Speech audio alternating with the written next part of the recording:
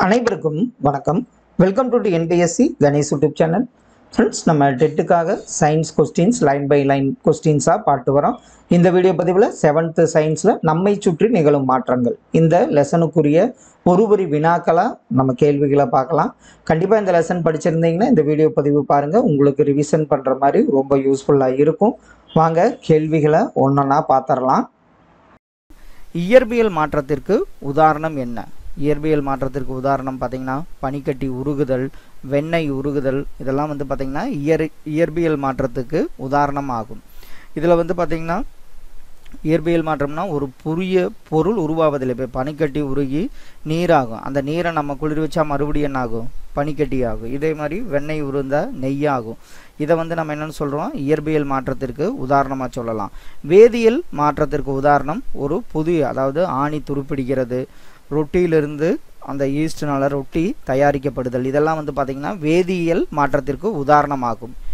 இயற்பியல் நிலையின் அடிப்படையில் பருப்பொருள்கள் எத்தனை வகையாக பகுக்கப்பட்டுள்ளது? இயற்பியல் நிலையின் அடிப்படையில் பருப்பொருள்கள் பார்த்திங்கன்னா திண்மம், திரவம் மற்றும் வாயு என்ற 3 வகையாக பகுக்கப்பட்டுள்ளது. இயற்பியல் மாற்றங்கள் என்றால் என்ன? இயற்பியல் மாற்றங்கள் அப்படிங்கிறது பார்த்திங்கன்னா பருமன் மாறுபாடு அடைந்தும் நிறை மாறாமலும் பொருள்களில் ஏற்படும் மாற்றங்களுக்கு இயற்பியல் மாற்றங்கள் என்று பெயர். அதாவது பருமனில் மாறுபாடு அடையும், ஆனால் நிறையில் வந்து எந்த மாற்றமும் ஏற்படாமல் இருக்கும். இதைத்தான் நம்ம என்னென்னு சொல்லுவோம்? இயற்பியல் மாற்றங்கள்னு சொல்லுவோம். இயற்பியல் மாற்றத்தில் டேஸ் பொருள் எதுவும் உண்டாவதில்லை. இயற்பியல் மாற்றத்தில் பார்த்திங்கன்னா ஒரு புதிய பொருள் எதுவும் உண்டாவதில்லை. இயற்பியல் மாற்றத்தின் பண்புகள் யாவை? இயற்பியல் மாற்றத்தோட பண்புகள் பார்த்திங்கன்னா புதிய பொருட்கள் எதுவும் உருவாவதில்லை.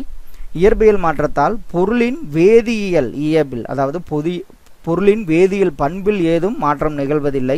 ஒரே பொருளின்றி வேறு பொருள் அல்ல. இப்போ ஒரு இயற்பியல் மாற்றம் அடைஞ்ச ஒரு பொருள்னா அதே பொருளாக தான் இருக்கும், வேறு பொருளாக அது மாறாது. இயற்பியல் மாற்றத்தில் பொருளின் வேதியியல் பண்புகளில் எந்த மாற்றமும் நிகழ்வதில்லை. இதான் வந்து இயற்பியல் மாற்றத்தின் பண்புகள் ஆகும். இதில் சில நிலை மாற்றங்கள்ங்கிறத என்னென்னங்கிறத பார்க்கலாம். உருகுதல்ங்கிறது பார்த்திங்கன்னா திண்மத்திலிருந்து திரவத்திற்கு மாறுதலை தான் நம்ம உருகுதல்னு சொல்கிறோம். அதே வந்து ஆவியாதல், திரவத்திலிருந்து வாயுவுக்கு மாறுவதை நம்ம ஆவியாதல்னு சொல்கிறோம். உறைதல், திரவத்திலிருந்து திண்மத்திற்கு மாறுவதை நம்ம உறைதல்னு சொல்கிறோம். ஆவி சுருங்குதல், வாயுவிலிருந்து திரவத்திற்கு மாறுவதை நம்ம ஆவி சுருங்குதல்னு சொல்கிறோம். பதங்கமாதல்ங்கிறது திண்மத்திலிருந்து டைரக்டாக என்ன ஆயிருன்னா வாயுவிற்கு மாறுவதை நம்ம பதங்கமாதல்னு அழைக்கிறோம். இதெல்லாம் வந்து சில நிலை மாற்றங்கள் என அழைக்கப்படுகிறது.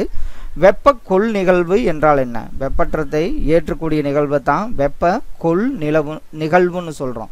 உருகுதல், ஆவியாதல் மற்றும் பதங்கமாதல் போன்றவை நிகழ வெப்பம் செலுத்தப்படுவதால் இவை வந்து வெப்ப கொள் நிகழ்வு. இப்போ உருகுதலுக்கு வெப்பம் தேவை, ஆவியாதலுக்கு வெப்பம் தேவை, பதங்கமாதலுக்கு வெப்பம் தேவை. இதெல்லாம் வந்து பார்த்திங்கன்னா வெப்ப கொள் நிகழ்வுகள் என அழைக்கப்படுகின்றன. ஒரு வெப்ப கொள் நிகழ்வில் மூலக்கூறுகளின் வேகம் எப்படி இருக்கும்னா அந்த மூலக்கூறுகள் வந்து வேகமாக நகரும். உறைதல் மற்றும் ஆவி சுருங்குதலில் வெப்பம் நீக்கப்படுவதால் மூலக்கூறுகளின் வேகம் வந்து என்னவாகுதுன்னா மூலக்கூறுகளின் வேகம் வந்து உறைதல் மற்றும் ஆவி சுருங்குதலில் மூலக்கூறுகளின் வேகம் குறைகிறது. வெப்ப உமிழ் நிகழ்வு என்றால் என்ன? இப்போ வெப்பத்தை அது வெளியிடுறதுனால வெப்ப உமிழ் நிகழ்வு என்று அழைக்கிறோம். அதுக்கு உறைதல் மற்றும் ஆவி சுருங்குதல்ங்கிறது வெப்ப உமிழ் நிகழ்வு என அழைக்கப்படுகிறது. உருகுதல் என்றால் என்ன? திண்ம நிலையிலிருந்து திரவ நிலைக்கு மாறுவதை நம்ம உருகுதல் என்று அழைக்கிறோம். இதே உறைதல் என்றால் என்னன்னு பார்த்தீங்கன்னா ஒரு பொருளை குளிர்விக்கும் போது திரவ நிலையிலிருந்து திண்ம நிலைக்கு மாற்றும் நிகழ்வை தான் நாம் உறைதல் என அழைக்கிறோம். அடுத்தது பார்த்திங்கன்னா ஆவியாதல்ங்கிறது வெப்பப்படுத்தியதும் நீர்க்குமிழ்கள் உருவாகி திரவ நிலையில் நீர் வந்து நீராவியாக மாறுவதை தான் நாம் ஆவியாதல் என்று அழைக்கிறோம். ஆவியாதல் எத்தனை வகையில் நிகழும்? ஆவியாதல் பார்த்திங்கன்னா 2 வகையில் நிகழும். கொதித்தல் மற்றும் ஆவியாதல். கொதித்தல் வெப்பப்படுத்துதல் மூலம் வந்து 2 நிலையில் ஆவியாதல் நிகழும். ஆவியாதல் பார்த்திங்கன்னா இயற்கையிலே நிகழும் ஒரு நிகழ்வாகவும் அமைகிறது. இப்போ நம்ம வந்து என்ன ஆகும்? நீர் ஆவியாகி அது மேகமாக போகும், மேகம் குளிர்ந்து மழையாக பொழியுது. இது வந்து இயற்கையிலேயே அந்த ஆவியாதல் நிகழ்வு நடைபெறுகிறது. கொதித்தல் என்பது என்ன மாற்றம்? கொதித்தல் என்பது பார்த்திங்கன்னா ஒரு இயற்பியல் மாற்றமாகும். ஆவியாதலை பாதிக்கும் காரணிகள் யாவை? ஆவியாதலை பாதிக்கும் காரணிகள், ஆவியாதல்ங்கிறது ஒரு மெதுவாக நடைபெறும் நிகழ்வு. அது வந்து திரவத்தின் புறப்பரப்பில் மட்டுமே நிகழ்வது ஆவியாதல் ஆகும். உறைதல் என்பது என்ன மாற்றம்? உறைதல்ங்கிறது பார்த்தீங்கன்னா ஒரு இயற்பியல் மாற்றமாகும். ஆவி சுருங்குதல் என்றால் என்ன? அதாவது வாயு நிலையினை சுருக்கி நீர்மமாக்கும் நிகழ்விற்கு ஆவி சுருங்குதல் என்று பெயர். வாயு அப்படி சுருக்கி நீர்மமாகிறது தான் நம்ம ஆவி சுருங்குதல் என அழைக்கிறோம். ஆவி சுருங்குதல் என்ன மாற்றம்? ஆவி சுருங்குதலும் ஒரு இயற்பியல் மாற்றமாகும். ஆவியாதல் என்றால் என்ன? ஒரு திரவத்தினை வாயு நிலைக்கு வெப்பப்படுத்துவதன் மூலம் மாறும் நிகழ்விற்குத்தான் ஆவியாதல் என்று பெயர். பதங்கமாதல் என்றால் என்ன? திண்மநிலையிலிருந்து அது என்ன ஆகும்? டைரக்டாக திரவ நிலைக்கு மாறாமல் நேரடியாக எங்கே போகும்னா வாயு நிலைக்கு. திண்மம் டு வாயு நிலைக்கு மாறுவது, அது திரவம் ஆகாது. இதைத்தான் நம்ம என்னன்னு சொல்லுவோம்? பதங்கமாதல். அப்போ பதங்கமாதல் என்றால் என்னென்னா திண்ம பொருள்களை வெப்பப்படுத்தும் போது திரவ நிலைக்கு மாறாமல் நேரடியாக வாயு நிலைக்கு மாறுவதை நம்ம பதங்கமாதல் என்று அழைக்கிறோம். பதங்கமாதலுக்கு உதாரணம் நம்ம கற்பூரம், இது அதாவது சூடன், கற்பூரம், நாப்தலின் இதெல்லாம் வந்து பதங்கமாதல் நிகழ்விற்கு உதாரணமாக உள்ள பொருட்கள் ஆகும். படிகமாக்கல் என்ன மாற்றம்? படிகமாக்கல்ங்கிறது ஒரு இயற்பியல் மாற்றம். இப்போ படிகமாக்கல்னா நம்ம என்ன ஒரு கரைசலில் அந்த மாசெல்லாம் வந்து நீக்கிறனா அந்த படிகமாக்கும் முறையில் நம்ம நீக்க முடியும். படிகமாக்கல் என்ன மாற்றங்கிற ஒரு இயற்பியல் மாற்றமாகும். படிகமாக்குதலின் பயன் என்ன? கரைந்த நிலையில் உள்ள மாசுக்களை நம்ம படிகமாக்குவதன் மூலம் நீக்க முடியும். திண்ம பொருட்களை எதன் மூலம் தூய்மைப்படுத்தலாம்? திண்ம பொருட்களை படிகமாக்குதல் மூலம் தூய்மைப்படுத்த முடியும். பெரிய படிகங்களை எதிலிருந்து பெற முடியும்? பெரிய படிகங்களை அதன் கரைசல்களிலிருந்து நாம் பெற முடியும். படிகமாக்குதல் என்ன என்பது என்ன முறையாக உள்ளது? படிகமாக்குதல்ங்கிறது பிரித்தெடுக்கும் முறையாகவும் உள்ளது மற்றும் தூய்மையாக்கும் முறையாகவும் படிகமாக்கல் உள்ளது. வேதியியல் மாற்றங்கள் என்றால் என்ன? இப்போ இதுவரைக்கும் இயற்பியல் பார்த்தோம். இப்போ வேதியியல் மாற்றங்கள் என்றால் என்னென்னா வேதியியல் ஏய்புடன் புதிய பொருள் உருவாவதோடு வெப்பமோ ஒளியோ வெளியிடப்பட்டு அல்லது வேறு பொருளாக மாறுவது வேதிய மாற்றங்கள் எனப்படும். இயற்பியல் மாற்றத்தில் ஒரு புதிய பொருள் உருவாவதில்லை. ஆனால் வேதியியல் மாற்றத்தில் பார்த்தீங்கன்னா ஒரு வெப்பம் வெளியாகும், இல்லைன்னா ஒளி வெளியாகும். இப்போ அந்த பட்டாசு ஒரு மத்தாப்பு கொளுத்துறன்னா அது வந்து ஒரு வேதியியல் மாற்றம், அந்த ஒளி வெளிப்படும். இதிலிருந்து பார்த்தீங்கன்னா ஒரு வேறு பொருள் வந்து உருவாகிறது தான் நம்ம வேதியியல் மாற்றங்கள் என அழைக்கிறோம். வேதியியல் மாற்றத்திற்கு உதாரணம் யாது? இரும்பு துருப்பிடிக்கிறது, பால் தயிராதல், எலுமிச்சை சாறுடன் சமையல் சோடா ஈடுபடும் வினை, நொதித்தல் போன்ற செயல்கள் வேதியியல் மாற்றத்திற்கு உதாரணமாக உள்ளன. தொடர்ச்சியான பல வேதியியல் மாற்றங்களினால் என்ன தயாரிக்கப்படுகின்றன? தொடர்ச்சியான பல மருந்துகள் வந்து எக்ஸாம்பிள் சொல்லியிருக்கிறேன். தொடர்ச்சியான பல வேதியியல் மாற்றங்களால் மருந்துகள் தயாரிக்கப்படுகின்றன. பல்வேறு வகையான வேதியியல் மாற்றங்களினால் உருவானவை. பல்வேறு வகையான வேதியியல் மாற்றங்களினால் உருவானவை பார்த்தீங்கன்னா பிளாஸ்டிக்குகள், சோப்புகள், சலவை கட்டிகள், வாசனை திரவியங்கள், அமிலங்கள், காரங்கள், உப்புகள் இதெல்லாம் வந்து பார்த்தீங்கன்னா பல்வேறு வகையான வேதியியல் மாற்றங்களினால் உருவானவையாகும். வேதி மாற்றத்தின் பொதுவான நிகழ்பவை யாவை? வேதி மாற்றத்தின் போது பொதுவாக என்ன நிகழும்? பல்வேறு வகையான வேதியியல் மாற்றங்களை ஆராய்ச்சி செய்வதன் மூலம் ஒவ்வொரு புதிய பொருளும் கண்டுபிடிக்கப்படுகிறது. வெப்பம், ஒளி அல்லது வேறு ஏதேனும் கதிர்வீச்சு அந்த வேதியியல் மாற்றத்தினால் வெளியிடப்படுகிறது. அதனால ஒரு வேதியியல் மாற்றத்தின் போது ஒளி உண்டாகலாம். அந்த வேதியியல் மாற்றத்தின் போது பார்த்திங்கன்னா வீசும் மனத்தில் மாற்றமோ அல்லது புதிய மனம் உருவாவதோ நிகழ்கிறது. நிற மாற்றம் கூட ஏற்படலாம், இல்லைன்னா ஏதாவது ஒரு வாயு கூட உருவாக முடியும். இதெல்லாம் வந்து வேதியியல் மாற்றத்தின் போது மாற்றத்தின் போது நிகழ்பவை ஆகவை. பட்டாசு வெடித்தல் என்பது என்ன மாற்றம்? பட்டாசு வெடித்தல் என்பதுங்கிறது பார்த்திங்கன்னா ஒரு வேதியியல் மாற்றமாகும். ஒன்று நம்மளுக்கு ஒளி உண்டாகும், இல்லைன்னா அதிலிருந்து வெப்பமோ அது மாதிரி உண்டாகும், வாசத்தை நம்ம உணர முடியும். இதெல்லாம் வந்து பட்டாசு வெடித்தல் என்பது ஒரு வேதியியல் மாற்றமாகும். துரு எவ்வாறு உருவாகிறதுன்னு பார்த்தீங்கன்னா இரும்பில் ஆக்சிஜன் நீரும் இணைந்து தான் துரு ஏற்படுகிறது. இப்போ இரும்புக்கு ஃபெரஸ் Fe, ஆக்சிஜன் பார்த்தீங்கன்னா 3O2. O2ங்கிறது ஆக்சிஜன், இது வந்து கீழே வரும். அடுத்தது 2H2O. H2Oங்கிறது வாட்டரோட மூலக்கூறு. இது வந்து என்ன ஆகுது? ஃபெரஸ் 2Fe2O3 H2O அதில் உருவாகும். துரு மற்றும் நீர் வந்து அதில் உருவாகும். அப்போ இரும்பு மேலே ஆக்சிஜன் நீர் இணைந்து தான் துரு ஏற்படுகிறது. துருப்பிடித்தலை எவ்வாறு தடுப்பது? நம்ம ஒன்று பெயிண்ட் பண்ணுவோம். இரும்பு பொருளின் மீது மெல்லிய படலமாக பெயிண்டையோ அல்லது கிரீஸையோ பூசுவது தான் துருப்பிடித்தலை நீக்குவதற்கான எளிய முறையாகும். எரிதல் வேகமாக நிகழும் மாற்றத்திற்கு எடுத்துக்காட்டு பார்த்தீங்கன்னா காகிதம் எரிதல் தான் எரிதல் வேகமாக நிகழும் மாற்றத்திற்கு எடுத்துக்காட்டு ஆகும். இதெல்லாம் ஸ்கூலில் நம்ம படித்ததை இப்போ ஞாபகம் வரும்னு நினைக்கிறேன். நாகமுலாம் பூசுதல் என்றால் என்ன? இரும்பின் மீது குரோமியம் அல்லது துத்தநாகம் போன்ற உலோகங்களை ஒரு படலமாக பூசுவதும் துருப்பிடித்தலை தடுக்கும் ஒரு மாற்று முறை தான் இந்த நாகமுலாம் பூசுதல். அப்போ இரும்பின் மீது குரோமியம் அல்லது துத்தநாகம் போன்ற உலோகங்களை ஒரு படலமாக நம்ம பூசுறதை வந்து நாகமுலாம் பூசுதல் என்று அழைக்கப்படுகிறது. மெக்னீசிய நாடா எரியும் பொழுது மெக்னீசியம் நாடா ஆக்சிஜன் உடன் இணைந்து மெக்னீசியம் ஆக்சைடு என்ற புதிய பொருள் ஒன்று உருவாகிறது. நம்ம தீபாவளி அப்போ சாட்டைன்னு சொல்லுவோம், அதான் மெக்னீசிய நாடா. மெக்னீசியம் ப்ளஸ் ஆக்சிஜன் கிவன் என்ன கொடுக்குதுன்னா மெக்னீசியம் ஆக்சைடு. இது வந்து 2mg, mgங்கிறது மெக்னீசியம், ஓங்கிறது ஆக்சிஜன், 2mgO அதாவது மெக்னீசியா ஆக்சைடு நமக்கு கிடைக்கிறது. பால் தயிராதல் என்பது என்ன வினை? பால் தயிராதல்ங்கிறது ஒரு மீளா வினையாகும். பாலிலிருந்து தயிராயிட்டா அதை நம்ம என்ன பண்ண முடியாது, ஒரு மீளா வினைனா அதை மீண்டும் பழைய நிலைக்கு வராததை மீளா வினை அப்படின்னு சொல்கிறோம். நொதித்தல் அதாவது இட்லி மாவு தயாரித்தல் என்பது என்ன வினைங்கிறது? இட்லி வந்து மாவுலேருந்து நமக்கு தயாரிக்கிறோம், அதை வந்து ஒரு மீளா மாற்றம். அந்த மாவு வந்து இட்லி ஆயிடுச்சுன்னா நம்ம என்ன பண்ண முடியாது, அதை மறுபடியும் மாவாக கொண்டு வர முடியாது, இட்லியாக தான் இருக்குது. இதைத்தான் நம்ம என்னென்னு சொல்கிறோம், மீளா மாற்றம்னு சொல்லுவோம். நொதித்தல் என்றால் என்ன? ஈஸ்ட் மற்றும் சில வகை பாக்டீரியாக்களினால் சர்க்கரை கரைசலினை ஆல்கஹாலாகவும் கார்பன் டை ஆக்சைடாகவும் மாறும் நிகழ்விற்கு தான் நொதித்தல் என்று பெயர்.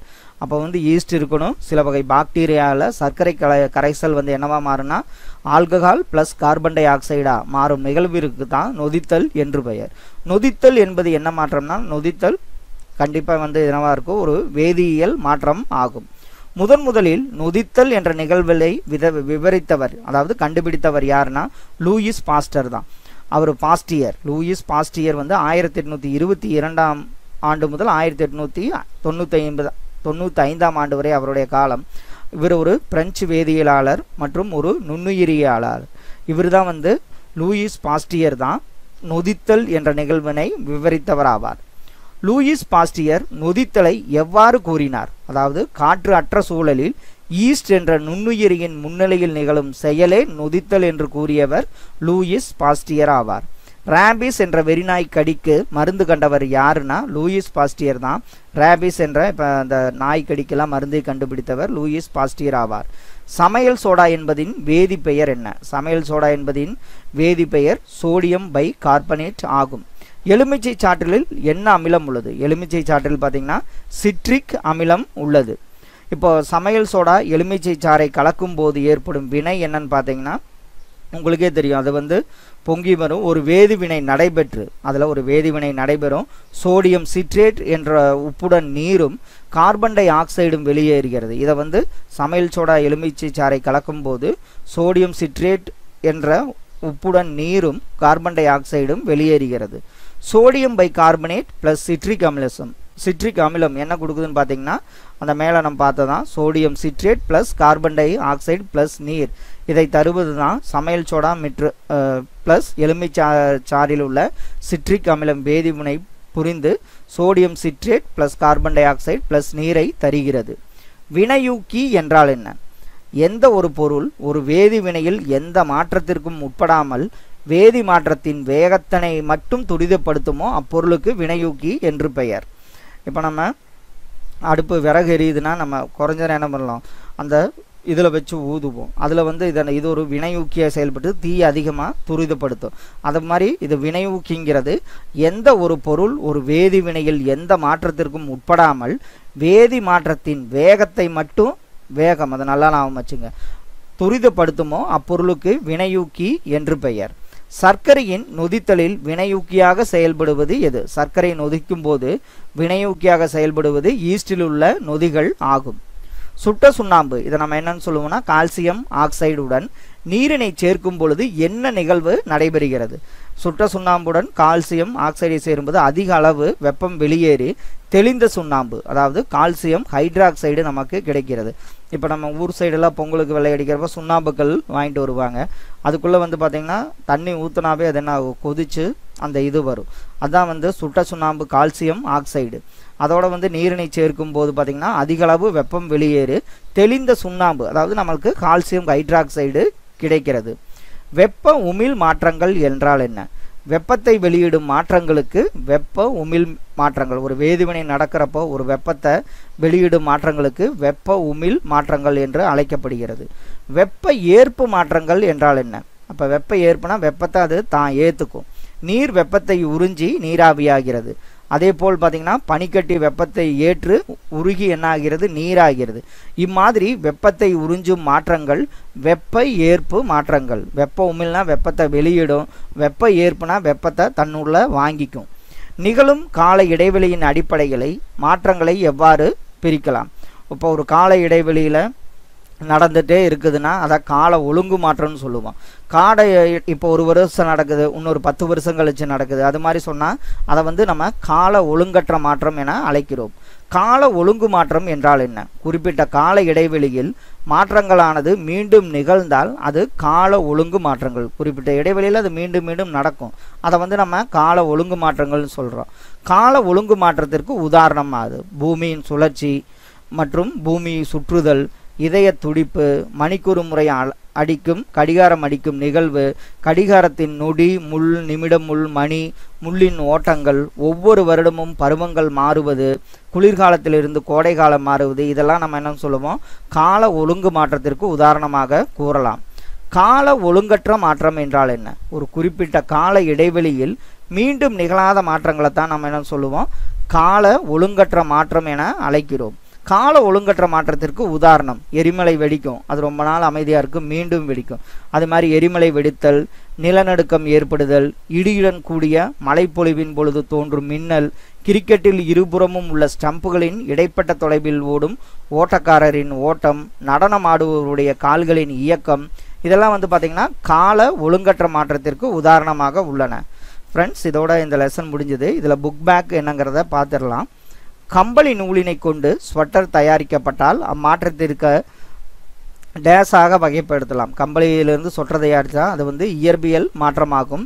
பின் வருவனவற்றுள் வெப்பம் கொள் மாற்றங்கள் எந்த மாற்றம்? அதாவது ஆவியாதல் மற்றும் உருகுதல் தான் வெப்பம் கொள் மாற்றங்கள் ஆகும். கீழ்கண்டவற்றில் டேஸ் வேதியியல் மாற்றமாகும். அதாவது பசுஞ்சாணம் உயிர், அதாவது பசுஞ்சாண உயிரை வந்து எரிவாயுவாவது வேதியியல் மாற்றமாகும். டேஸ் என்பது கால ஒழுங்கு மாற்றத்திற்கு எடுத்துக்காட்டு. கடலில் அலைகள் தோன்றுவது பார்த்திங்கன்னா ஒரு குறிப்பிட்ட டைமில் வந்துக்கிட்டே இருக்கும். இதை வந்து என்ன சொல்லுவோம்? கால ஒழுங்கு மாற்றம். வானவில் தோன்றுவதை மழை வந்தால் தான் வரும், மழை பொழிவுங்கிறது ஒரு சீசனுக்கு தான் வரும், பூகம்ங்கிறது எப்பாவது தான், எப்போன்னு தெரியாது. இதெல்லாம் வந்து பார்த்திங்கன்னா கால ஒழுங்கற்ற மாற்றம். ஆனால் கடலில் அலைகள் தோன்றுவது கால ஒழுங்கு மாற்றத்திற்கு ஒரு எடுத்துக்காட்டு ஆகும். டேஸ் வேதி மாற்றம் அல்ல. துருவ பனிக்குமிழ்கள் உருகுவது வந்து ஒரு வேதி மாற்றம் கிடையாது. அடுத்தது கோடிட்ட இடங்கள். ஒரு பலூனில் வெப்ப காற்றினை அடைப்பது டேஸ் மாற்றம், இயற்பியல் மாற்றமாகும். தங்க நாணயத்தினை ஒரு மோதிரமாக மாற்றுவது இயற்பியல் மாற்றமாகும். ஒரு காஸ் சிலிண்டரின் திருகினை திருப்புவதன் மூலம் வேதி எரிபொருளாக மாறும். இதில் வந்து பார்த்திங்கன்னா வேதி எரிபொருள் வந்து வெப்ப எரிபொருளாக மாறும். இது வந்து ஒரு வேதி மாற்றத்திற்கு எடுத்துக்காட்டாகும். உணவு கெட்டுப்போதல் என்பது அதில் ஒரு வாசம் வந்ததுனாவே என்ன சொல்கிறோம்? நம்ம ஒரு வேதி மாற்றம்னு சொல்லுவோம். சுவாசம் என்பது ஒரு கால ஒழுங்கான மாற்றம். இப்போ நம்ம மூச்சு விட்டுக்கிட்டே இருக்கோம், அது வந்து என்ன ஆகும்? சீரான இடைவெளியில் வரணும், இல்லைன்னா நம்ம இல்லை. இதுதான் வந்து கால ஒழுங்கான மாற்றத்திற்கு உதாரணமாகும்.